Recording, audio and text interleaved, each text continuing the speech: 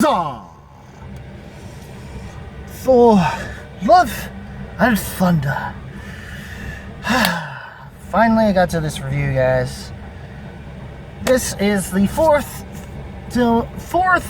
of the Thor films of the MCU from Marvel Studios, starring Chris Hemsworth, Natalie Portman, Tessa Thompson, and Christian Bale. And I guess in a way, directed and also sort of starring Taika Waititi. So, yeah. This movie follows up the previous Taika Waititi directed Thor Ragnarok.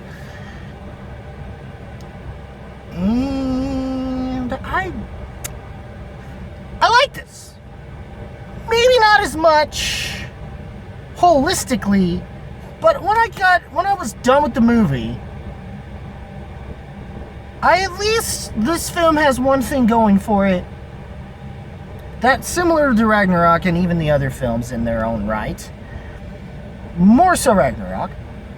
I got this nice little fist pump feeling and moment, you know? That much this movie gave me. When you come out of the theater a little bit. Which usually comes with a Thor film, and it's supposed to do that, I think. So at least that hit the mark. How we got there, little spotty. I think it tried to be more of a comedy and to the point of a spoof. Even forced to be more of a caricature than a character most of the time, but not in such a way. Basically, it's more the fact that I had to acknowledge and remind myself of what has happened already in the past 3 films and what has happened in the other Avengers movies since, to kind of understand where Thor is at this point, to where as a character, despite the more caricature moments. To where I'm not Chris Hemsworth doing his Chris Hemsworth thing as Thor, that he's done as Thor since Ragnarok at least, and even since he started as Thor, this whole MCU thing. So we're still chugging along with him. I understand that he's not as interesting as the villain himself, or at least they may have made that definitely clear from the beginning of this movie. Because Christian Bale, they gave you a good enough motivation as to why he is the villain he is. Even if at times he seems like he could be, Bale's performance and what he's given from the beginning of this movie, what happens at the beginning of this movie with Gore, that sets him up into being the villain, you understand where he's coming from, what his motivations and why he is doing what he's doing, which is enough to get you by, despite the other things that are happening that usually come from an MCU villain, I guess. But the way they end things off with him is pretty. I understand why the script was interesting. At least maybe the part that he read that was. And I understand it seeming conflicting because they're dealing with both the Lady Thor storyline and Gore the God Butcher's storyline.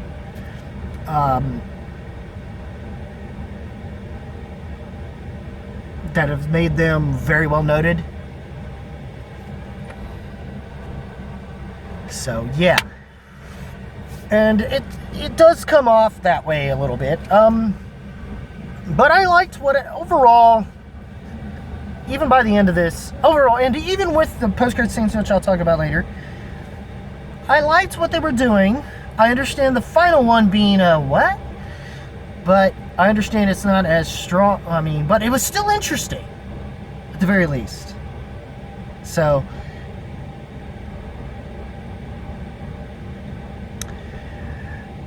not in a way that may have upset some people. I'm on the more lenient positive side of things about this film than negative. If I am negative, it's that it's not as good as Ragnarok, if I'm comparing it to the Thor films. But if I'm comparing it to what's come out this year, in terms of MCU films, I almost want to say I like it more than Doctor Strange, or at least I got more out of it than Doctor Strange, I guess. But I almost want to say I like Doctor Strange more in the sense that I got more out of it, even more out of it, and would say it's a better film to to me, despite it being somewhat messy. I think, and I get that some people I've talked to have said with that film, the Doctor Strange Multiverse of Madness felt more like a Scarlet Witch movie than a Doctor Strange movie. I might have said that in my review, but I'm not sure. I don't think I did, to be fair. But I get it. But to address that, I get it. I didn't feel that way. I sort of get it, but I didn't feel that way. As far as that Doctor Strange still had something going on in this movie a little bit.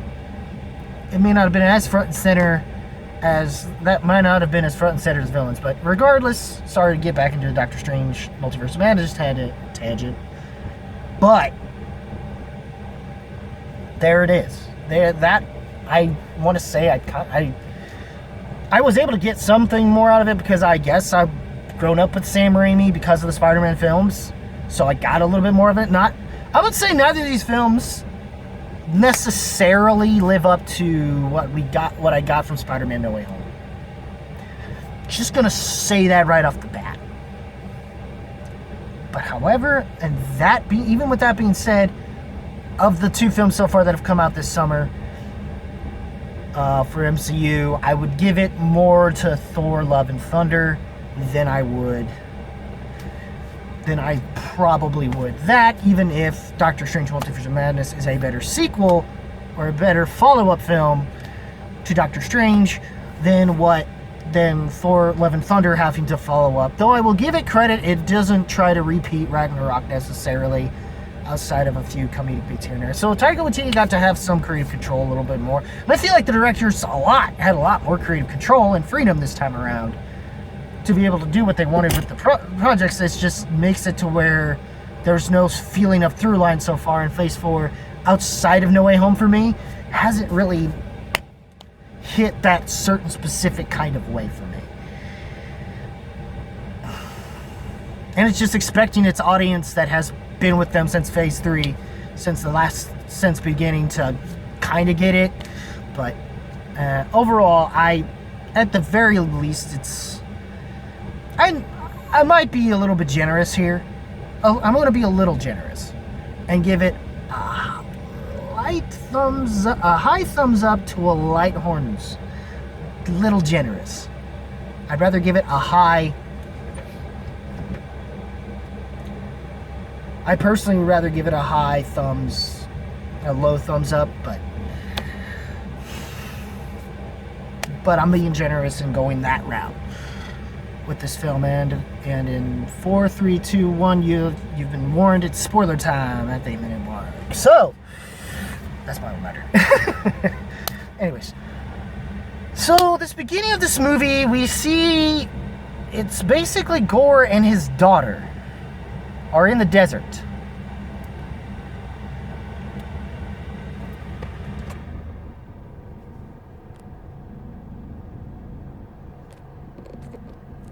And they are... Hold on a second. Sorry, I had to put it on a charger, apparently. Forgive me, guys. But anyways, let's fix this here. You're just going to deal with me on the side for now, so I can talk and let this thing charge. But anyways, I need to... And deal with me trying to deal with this heater thing, I guess. So anyways...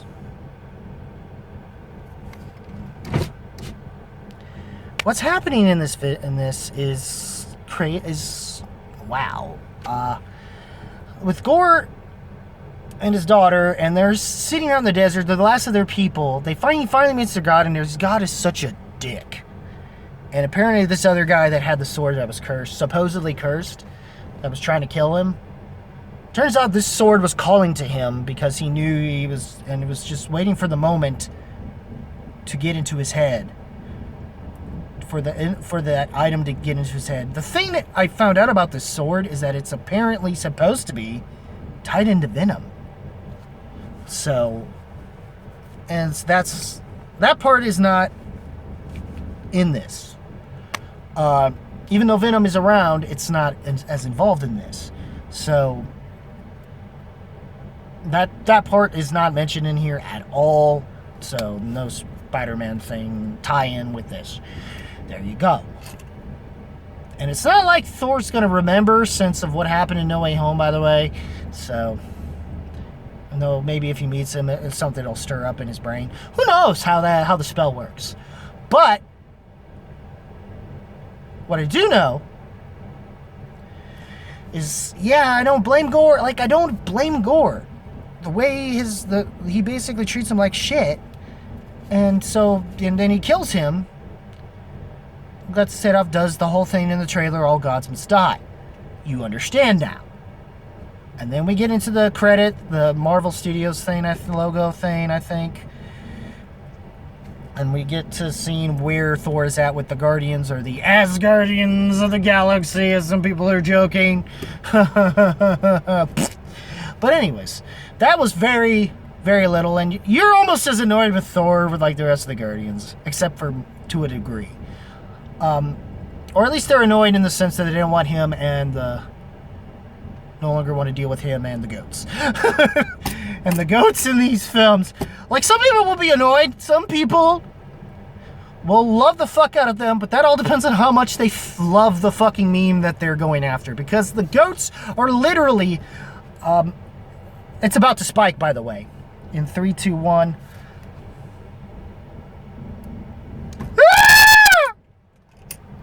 Yeah, those goats. Remember the screaming, the meme goats thing? Yeah, that's what's going on with this.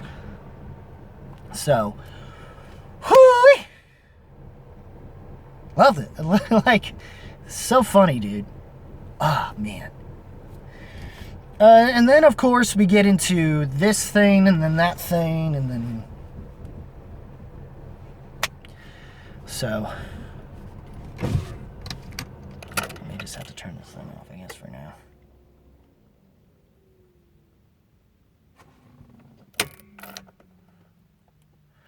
Anyways, the whole thing with it, and then we, of course, Gore tries to come and basically goes after a bunch of gods, and it turns out that's what he's been up to, and that's become his little priority, and the Guardians themselves are just going to do their own little thing without him. So they leave him, and he's off on his own journey. He finally meets up, and we see Lady Sif in the first, since we didn't see her in Ragnarok. But then we find out she was about to die anyways, but it turns out she didn't, and she just loses her arm, which is probably in Valhalla. Jokingly. Which I was here nor there with some of the jokes, I will admit, were here nor there. I didn't, the guts I was fine with. Up to a point. I understood the point where they were annoying, but I love that they've started to spread it out. I don't understand the play decision to do the play thing again. I feel like Taika Waititi and, like, Melissa McCarthy are buddies, or else she wouldn't have been involved in this, playing the part of the... What's her face from the last movie? That I'm blanking on for some reason. That was played by Cate Blanchett. That part I can't blank on. But Hela. There we go. Seriously, you made it like that. I was kind of laughing a little bit, but then after a while, I was kind of like, I get why they did it, but I understand if most people are like, they should have just put this as a deleted scene. And it feels like it should have been, if we're being honest. But I guess they use that as a storyline thing to help other people who haven't seen the movie probably build up towards the whole how the hammer thing happened for a lot of tourists. Since the whole New Asgard's become a tourist attraction, which is hilarious. And it's just mostly just her being like a mayor and a business meetings, all this, and running a country like a prime minister. It is just crazy. Regardless of this,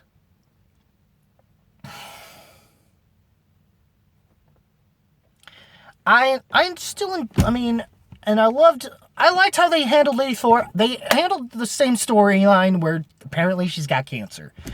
We vaguely see, what's-her-face, Kate Danning's character come back in, which she was kind of mentioned at points and, like, shown at points in WandaVision. I've yet to see how her performance was in that, to be honest with you. And we finally see her talking to Jane. Turns out she's been dealing with cancer for the past couple months. She finally and she decides to basically look in the book and find out about Mjolnir, and she gets called towards it. And we find out why she's able to accept it, because of some weird, which is a ridiculous thing, but it turns out we find out the story between the two of them and how their relationship was. And when he had Mjolnir for a while, he basically accidentally put a spell in Mjolnir to take care of her, to try and take care of Jane. So that's why Jane, when she knew Jane hurting it, called out to Jane, thinking it was going to help Jane.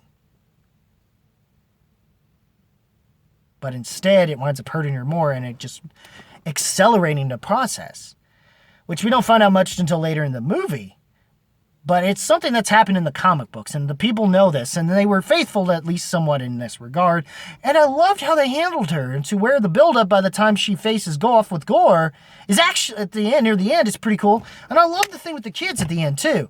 I also like, and we find out the main kid that's involved in this is the son, is Axel, the son, or whatever his actual name was, I forgot.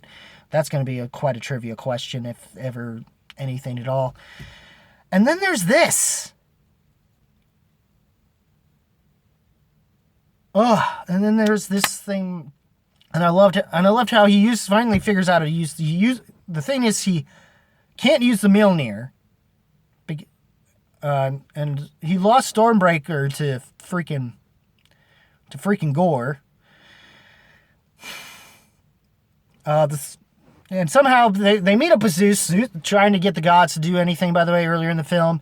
Zeus is just, I'm sorry I'm so spotty and all over the place. Apparently I had to turn off my car and it's hot outside, and I'm trying to hurry up and do this because I'm having some slight troubles with it for right now that I don't want to get into. It'll get better, that part. But we find out, which is played by Russell Crowe, and we see and of course he shows off his little thunderbolt thing. Weapon.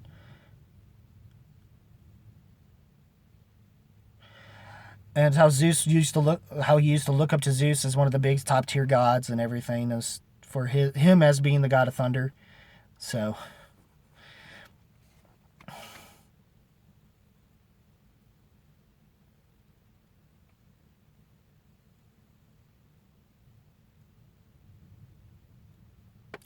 and I sort of get why Zeus just winds up underwhelming, but also not underwhelming, because he's more worried about orgies and stuff. Which anyone who knows the Greek mythology knows how much of a sleazeball Zeus actually is. So they're at least true in that regard. Yeah, Greek mythologists can't bitch about this. So I understand if it's underwhelming and he's not as badass as he should be, but that's fine. But it leads to why he's but it turns out he's more a coward because of this god butcher is a big demon, and they're trying not to scare everyone else off. Is why he's not worried about it, even though he is. But he's not stupid, but he's not willing to scare off the other gods and cause mass chaos. But they're willing to not do anything about it, and he doesn't think that he'll ever make it. But in order for that to happen, he needs someone like Stormbreaker or some weapon to get him to eternity. So he can make the witch to kill off all gods. But somehow, by the end of it, when he reaches that point, they decide to end this film the way they ended it in the comics, which I was fine with. Which I didn't read the comics, but which probably helped me to where I could appreciate what they did. Whoo-wee, that was good. I liked it. To where now, by the end of it, we see, like, it builds up and it makes sense to where her sacrifice meant something and she got to go out like a badass, which was better than what we left off with her anyways from, Thor the Dark World? I mean, come on.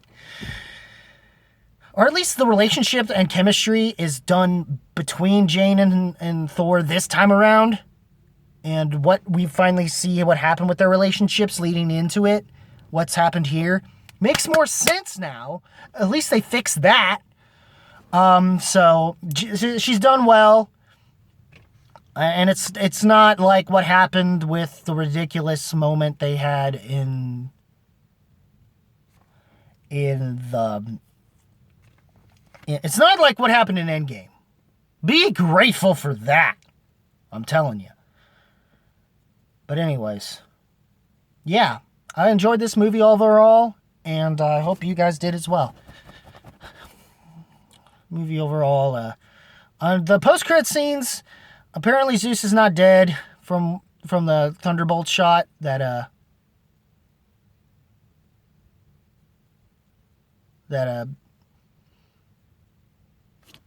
because he's a god, and not from and all that stuff. But now he's mad at Thor and wants revenge against him and decides to use his own son to do it since he's a lazy piece of shit, which is Hercules. So we finally see him, and I guess he's played by this guy that plays some macho guy in Ted Lasso. But not Ted Lasso himself.